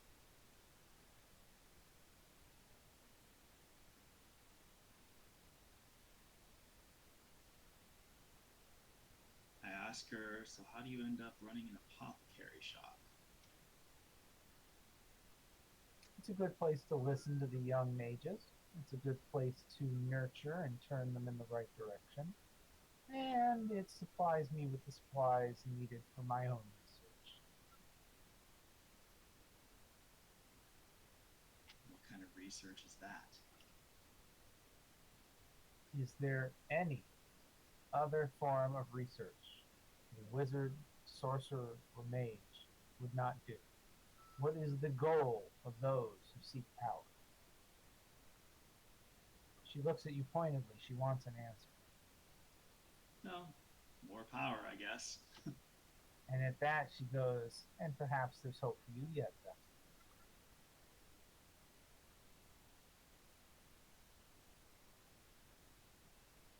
She also narrows her eyes and looks at one of your backpacks, and she says, I'd be careful how often I rang that bell. You know something about that bell? They are rare and far between. I'd be careful how often you rang it. Or where, more important. What bell am I blanking on? That's the bell where if you ring it, it doesn't make any noise, but there's another bell paired to it that will make the noise. Right. And what did she just say about bells? She said, She said to be careful about ringing it. uh, okay, we had,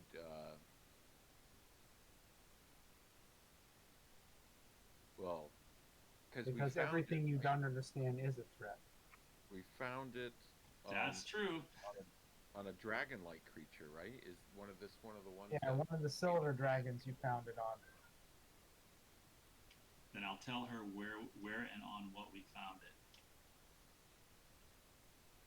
It's a great risk without knowing what it does, or who it's connecting to, or who else is listening.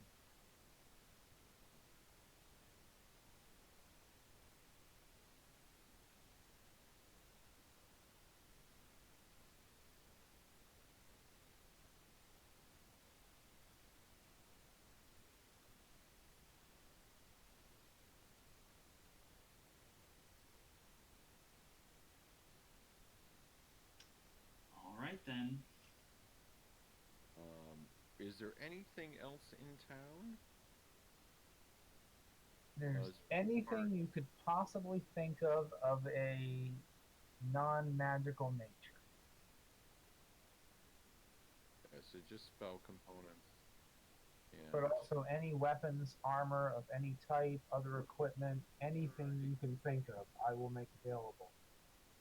we're pretty sad, aren't we? I mean, well, what would be desert gear? Anything non-magical, I feel discriminated against.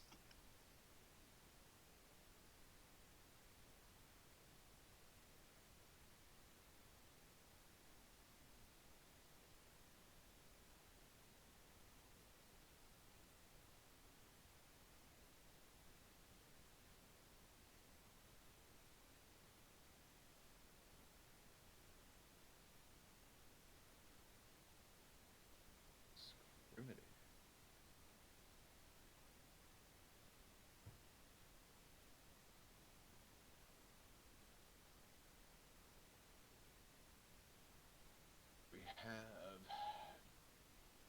things, wet things.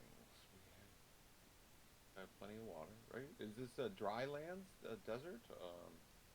Sounds like it's a desert, except for when it floods. Yes. Okay, except for when it floods. We're basically going to Burning Man.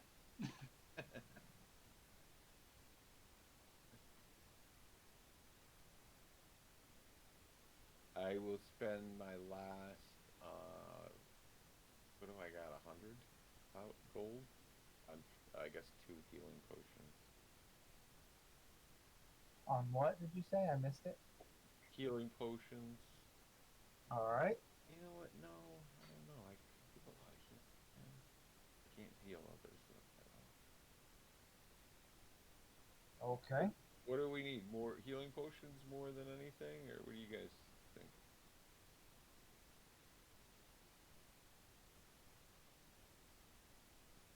Protection from something.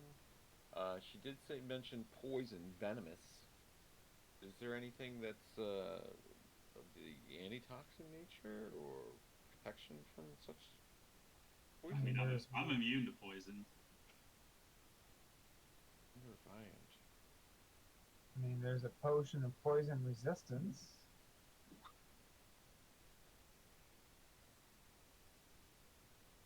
Yeah, that can't be of anything. Okay.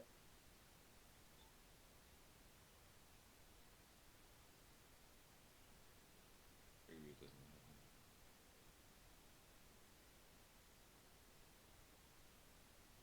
Immune to disease. How much is the poison resistance? It's 300 gold. Never you mind. I guess I'll buy 2 gold piece. Um,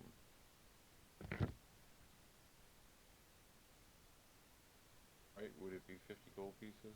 Yep. All right. Debit yourself, and I will get those in your inventory. There you go. 2 potions of healing. 0, 0,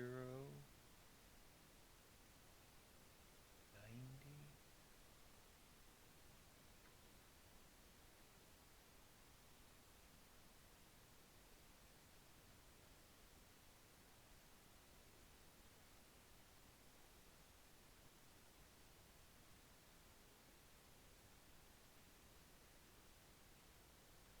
Anything else anyone wants to buy?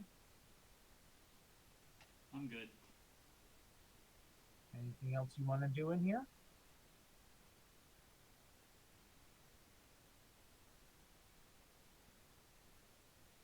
All right. Are you heading out?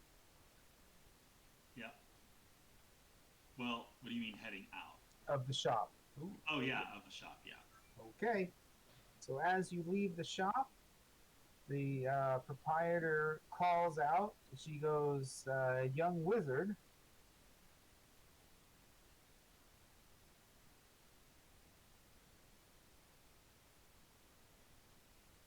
And as you turn around and look, she tosses something glittering at you in through the air. pretty, pretty. What do you do?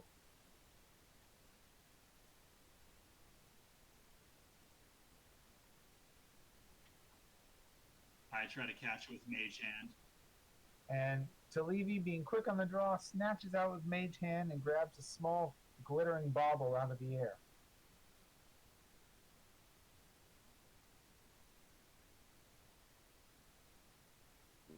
30 feet?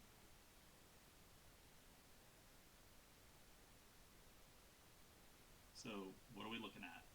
There's a small diamond cupped in the palm of your mage hand's hand. A small 200 diamond. gold piece one? She goes, I look forward to hearing what you can do with a well-placed glyph.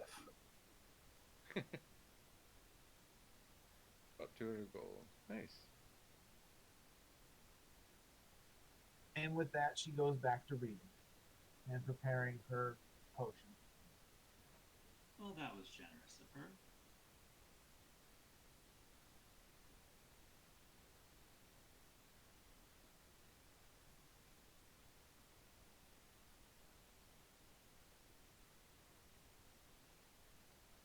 You get the Glyphy glyph.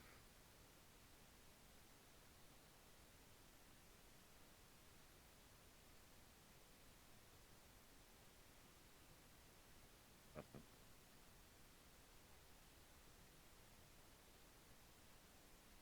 Yeah, nothing right now.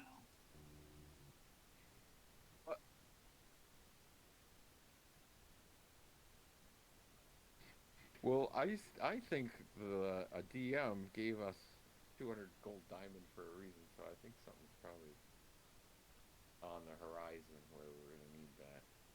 But there's a lot of discussion about glyphs today, right?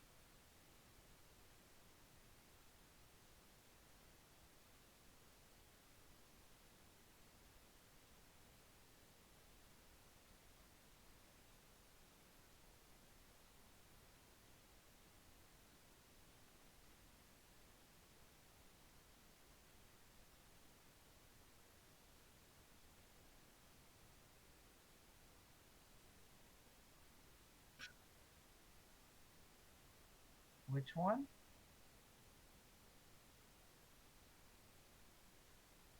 He seemed to come with the other knights, and he was inside a knight when he came.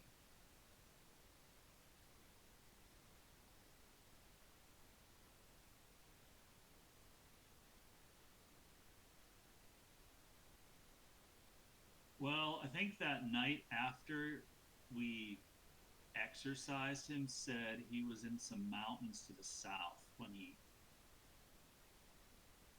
lost his memory.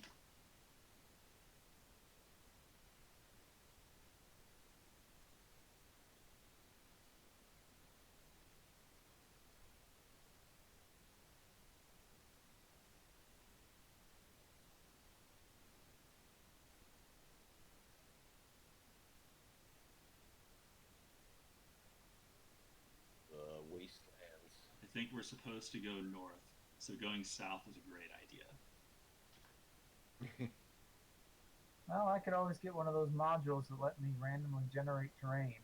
I have been looking at some of them.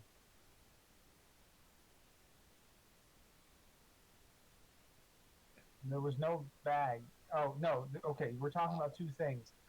She threw a diamond at you in the apothecary. On the table in the room, it was just a cloth bag with 7 lumps of rock in it, each one of a different color.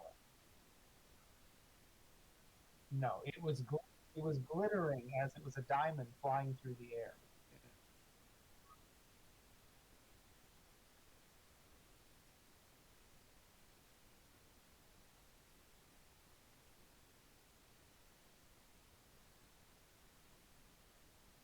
The verb, not the noun, right?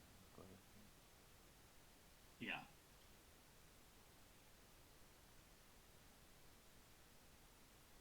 Hey, European Union's working on trying to ban it right now. Good for them. Well, it's actually pretty bad stuff. It's hard to get rid of. And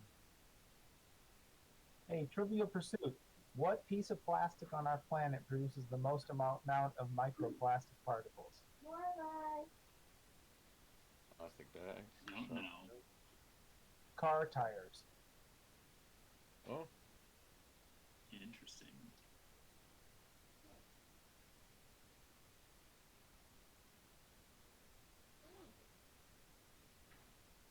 So we going back to the castle? All right, we can head back to the castle. The apothecary seems to have nothing to add to that.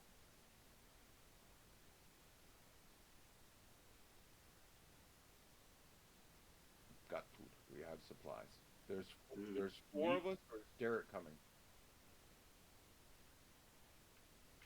Derek will be following. He will be coming, but he will be following behind with the troops. Right. Do they have mounts for us, or? No, and Derek doesn't recommend horses over this terrain. How about Water is hard to come by, and horses need quite a bit. yeah, but my undead ones. They last for 24 hours and need 0 provisions and have no effects made to them on any environmental problems. And 24 hours, and that's it. So I got And that's it. 48 hours worth of horse. Yep. Okay.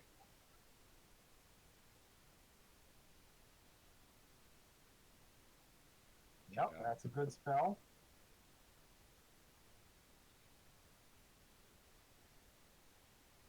Well, right now there is. Now, do you have the ability to get Phantom Speed if you just take a rest and start it? Uh, It also only lasts 1 hour.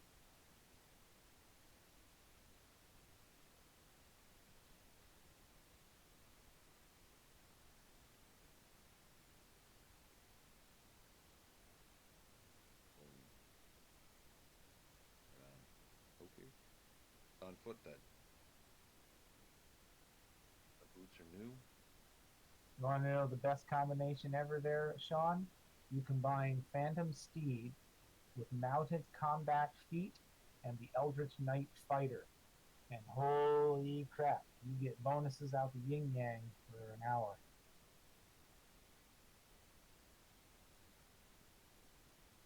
I don't know how to handle mounts, and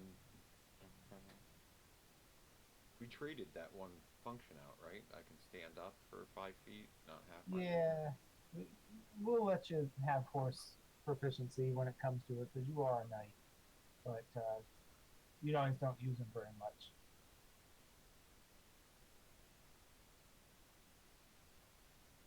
Then we head off now or first thing in the morning? Oh, definitely First thing in the first thing in the morning. morning. Derek needs the entire day and night to get the troops ready to go, but he wants to leave shortly before sunrise so nobody notices. Oh, you had to do that scroll too, so Yeah. I want to ask the marshal where Lord Baltus's room is.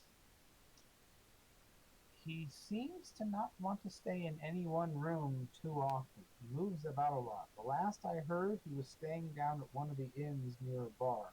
He seems to be drinking heavily lately. Ah.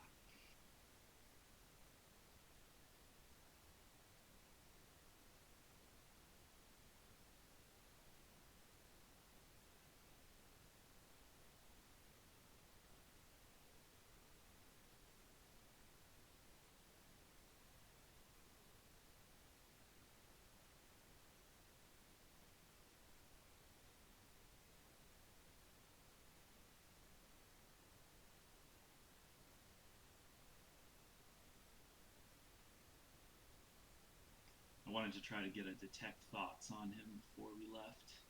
Well, you certainly can try and seek him out if you want. We could even play that on chat. It might be fun.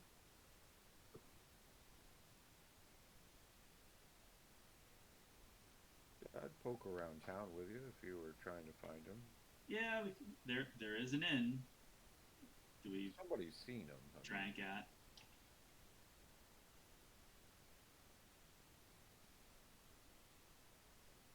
all right, let's head to that. I guess to that inn. That All right. You actually do spend some time traveling around, going from inn to inn and bar to bar, until you actually can find Lord Bacchus up at one of the bars, laid out halfway across it, holding a cup of something near his face and drinking sideways through it, still conscious, but barely. probably shouldn't let him see us. Maybe we sit just within range. Yeah, I'll sit somewhere within range and detect thoughts. Well, he seems to off. Oh, wrong one. Darn it. Sorry. Wait a minute. Wait a minute. Here it is. See the beacon. And he's not there. Why is he not loading? Wait, I'm just a sec, folks. Folks.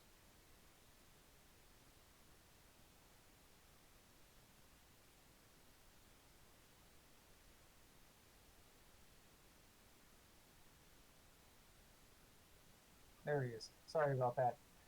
Detect Thoughts is actually quite successful. He seems to offer absolutely no resistance. He's phenomenally drunk, but just barely conscious.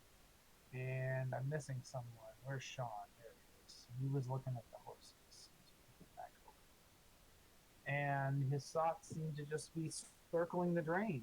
He's thinking about his heir, the loss of his heir, the ending of honor, the needing to recapture honor, the foolishness of whoever prepared his sword and kept it ready for service, the need to bring proper leadership to these downtrodden people, to show them his brilliance that only his bloodline could bring. And it just seems to circle around like that over and over again. And that's me probing deep. That is you probing deep. He's pretty drunk. So I could. So general question of like, what does he seem to want the most right now? To return honor to his name and his family, to show the world that he is everything he believes himself to be, and to get rid of those vile sellswords who brought such ruin to his son. Did Matthew say something?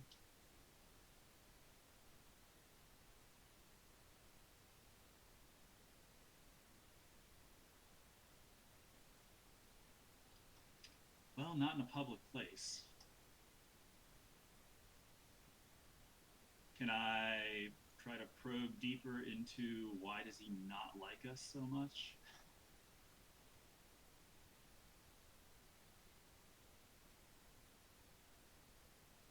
He just sees you as sellswords.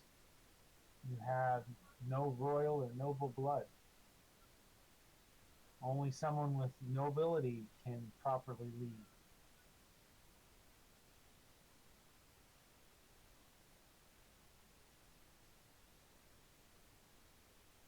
All right, I tap Estival on the shoulder and say, okay, let's go talk to him.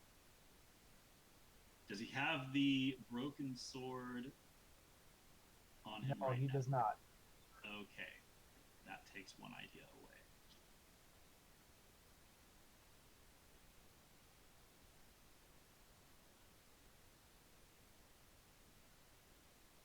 All right, do you want to invite him to come with us? We should stroll up to him. Put my arm around him heavily and heartily. He barely seems to notice. He keeps just drinking from this cup sideways as his face lays on the table or on the bar top.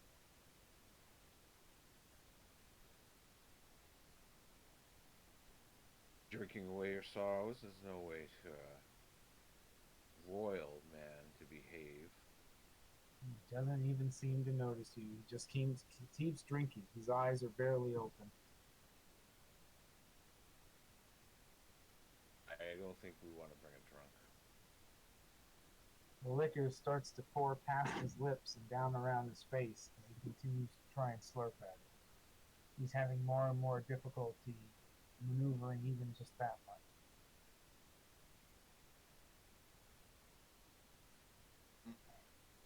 I'll leave. It's a dumpster fire, whatever a dumpster is.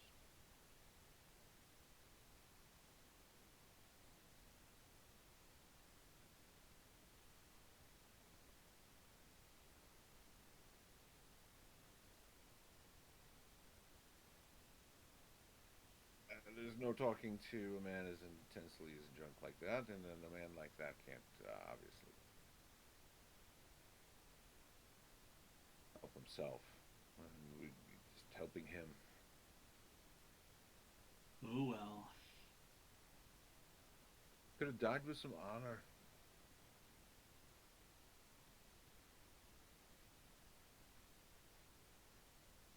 Off to sleep. I am. Guess I'll make my way back to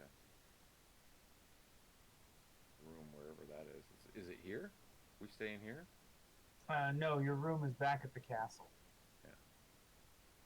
You guys wanting to go back to the castle now? Yeah, I'm having a bad idea though. I'm I'll debating it leave. with myself.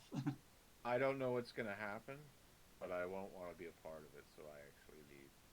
I head back. It's up to you guys. Well, I think maybe they noticed that I've given them space. Well, keep in mind your alignment and what you would definitely not permit to happen if you had any inklings that it might happen. I thought we came down here to. Do I But you know inkling what I that? mean, and you know what I'm asking, right? Am I inkling that? I'm inkling that. All right. All right. Time to go. Came back kind of quick. It's time to go. I mean, you're lawful good, right? Yes.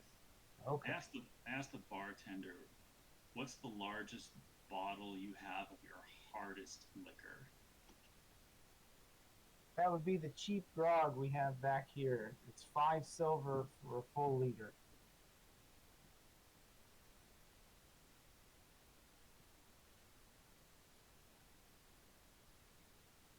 Would I be able to guesstimate how much of that it would take to kill somebody who is already mostly drunk? Probably just that, if that all went in him. If he doesn't throw up or somebody doesn't help him.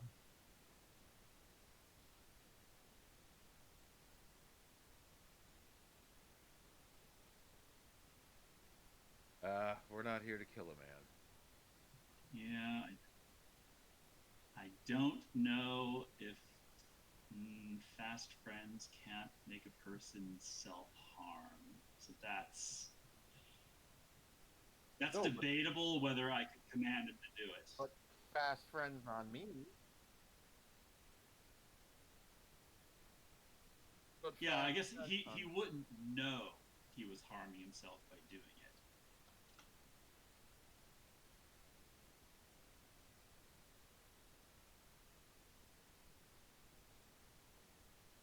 Or how about you just do fast friends on me to step out, and then you guys do whatever you. Well, you said you were already leaving.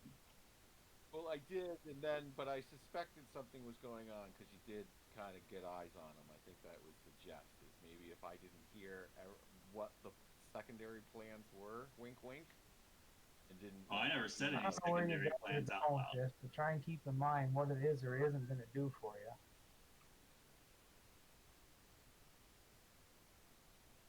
So I was like, I was thinking if you did fast friends on me, then you could just be like, hey, why don't you blow? And I'll be like, yeah, you're right.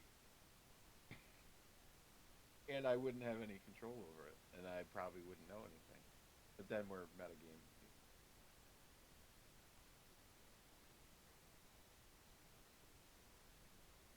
Well, I guess if you're determined to keep him alive, I'll be sure to rub the results in your face when they go bad. You have a good. I'll let you go any way you guys want to go. So, don't worry about me. You have a good heart. I have contingencies. I have a neutral heart.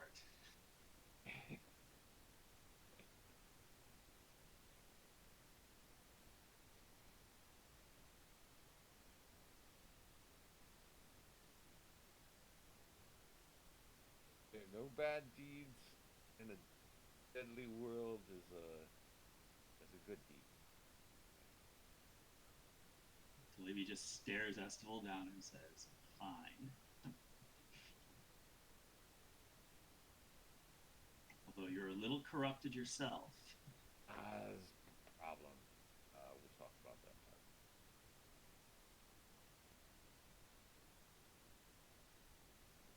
Corruption that sounds like a pretty good deal, actually.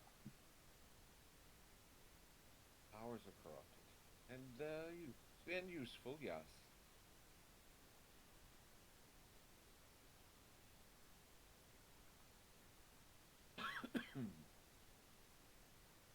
Are we dancing?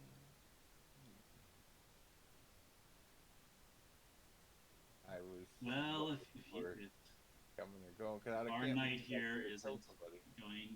going to have a problem with it, then I guess not.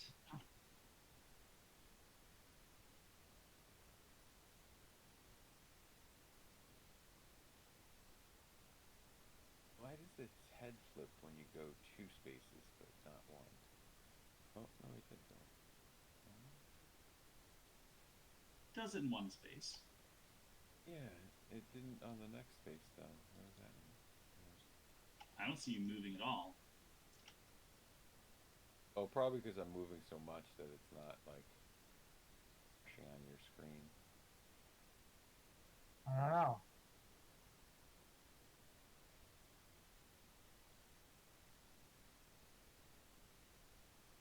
I'm moving Alex.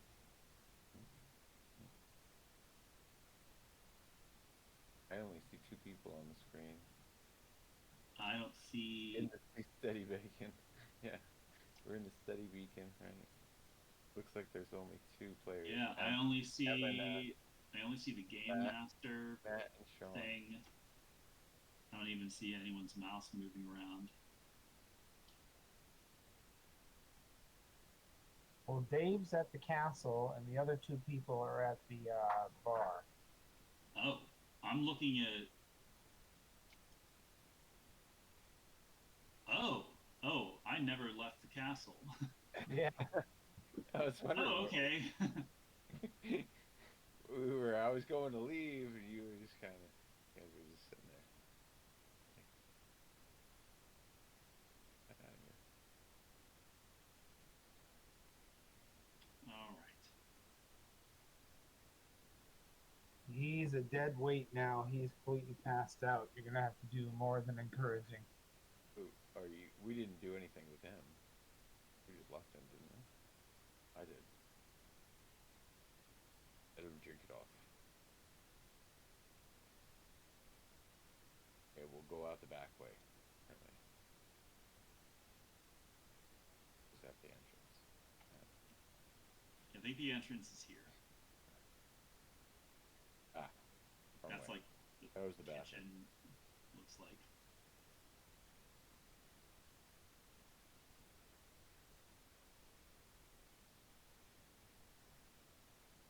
All right, back to the castle, I guess. Alrighty.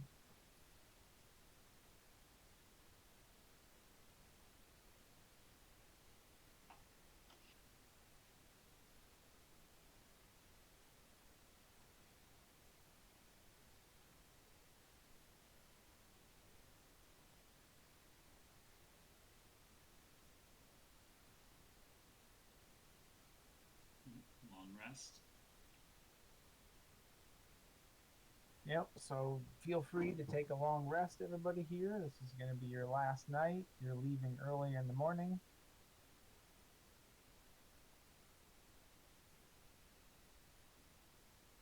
And I'm no longer exhausted. Yay.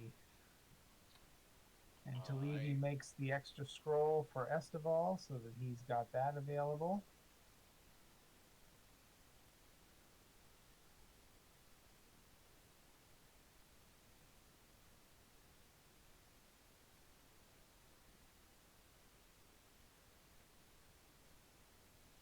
All right.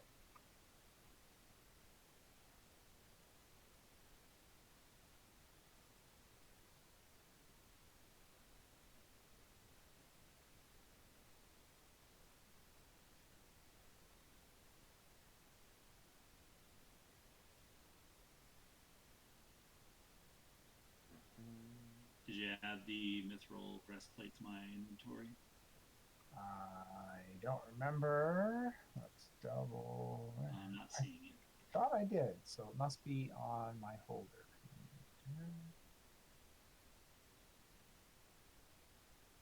There we go. You've got that. You've got that.